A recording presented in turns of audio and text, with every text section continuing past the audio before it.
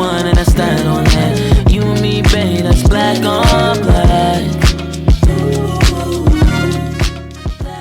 So Biden had a birthday yesterday, and I didn't wish him a happy birthday, Joe Biden, the president of the United States. I did not wish him a happy birthday. There was almost a fire at the White House because he tried to put 81 candles on the cake, and he tried to blow them out, and it just was, it was not, it was a lot of smoke and stuff. He pardoned 2 turkeys yesterday, Liberty and Bell. I actually did watch the pardoning of the turkey.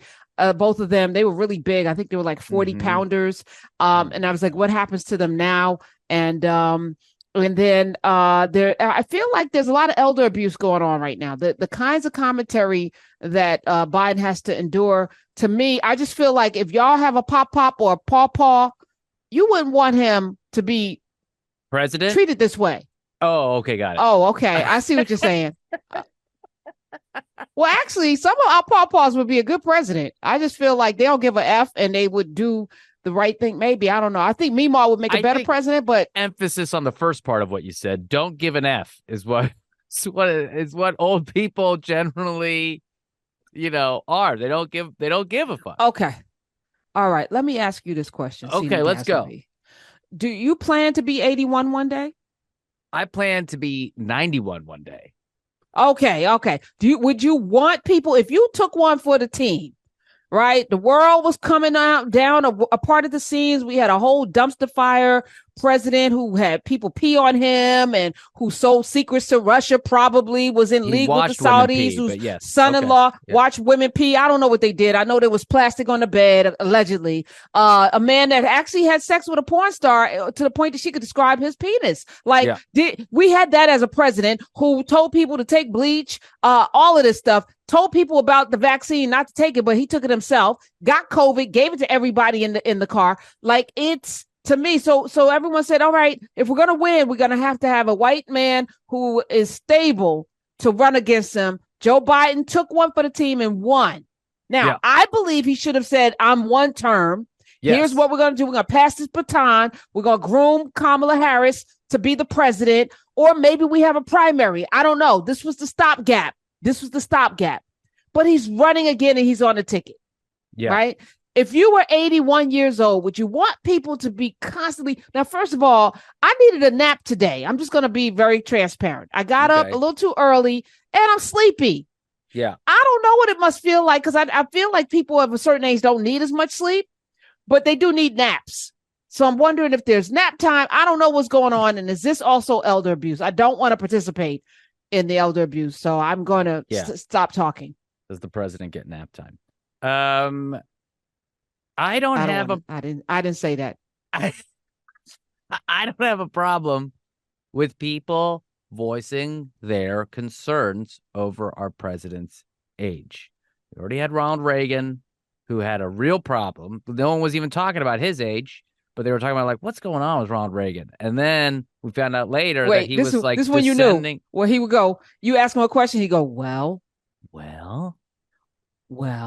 That was when you knew. Well, he don't know what the hell you just asked him, and he has no clue what to answer. If I was Joe Biden, I'd go out like a champ. If he went out now, he'd go out like a champ. He did so well. He's accomplished a good fair amount for jobs. Inflation is down. Unemployment's down. Like, what? You're doing great. You're only going to ruin it.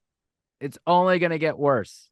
And I've got some polls. I don't know if you wanted me to talk about it now. We can talk about it later. I mean, I think polls are for strippers, but since we're talking about the presidency, I don't like polls too much, but it's like, these are not polls that I think we should scoff at, because they are very instructive. And I maybe on this show, I think I definitely on this show, I've talked about how the country runs on hate.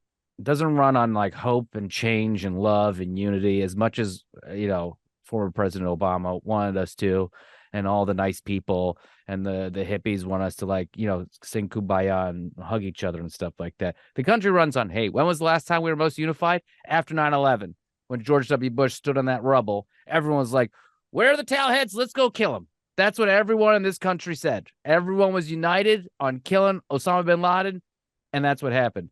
So disapproval is what I think tells you who's going to win an election. Hillary Clinton had huge disapprovals. Everyone didn't like her.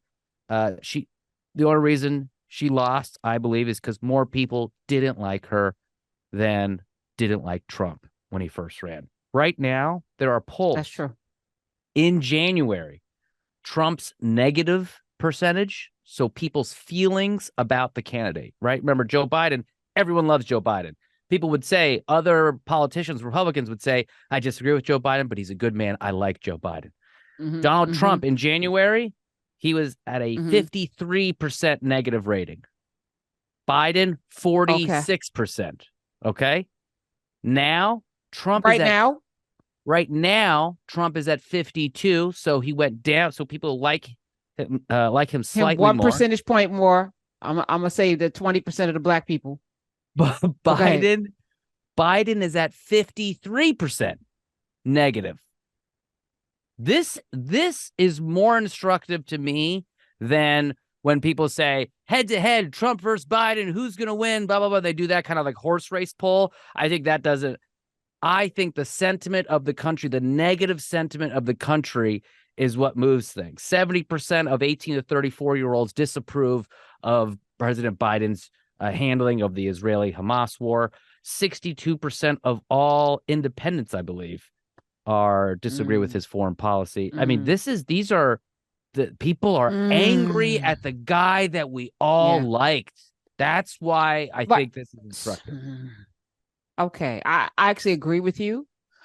I played a clip from Cardi B yesterday, and while she doesn't really understand civics or how government works, she did touch on some of the emotional feelings that people have, that we have money for wars. I mean, we've been talking about this for a while, right? There've been several, from Gil Scott-Heron. I mean, there's been so many artists talking about our ability to go to war and spend billions of dollars and not take care of the poor.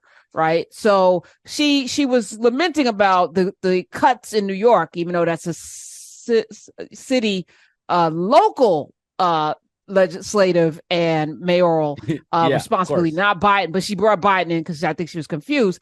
But she was hitting on something, because when she said it, I know there was a lot of people like, yeah, my tax dollars going to pay for Ukraine, and they're racist. If I'm black, they're racist. They wouldn't let the black people out.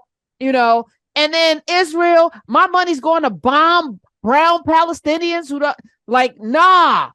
And there's homeless people here. We don't really care about them though. But the gas prices, and then milk costs more money.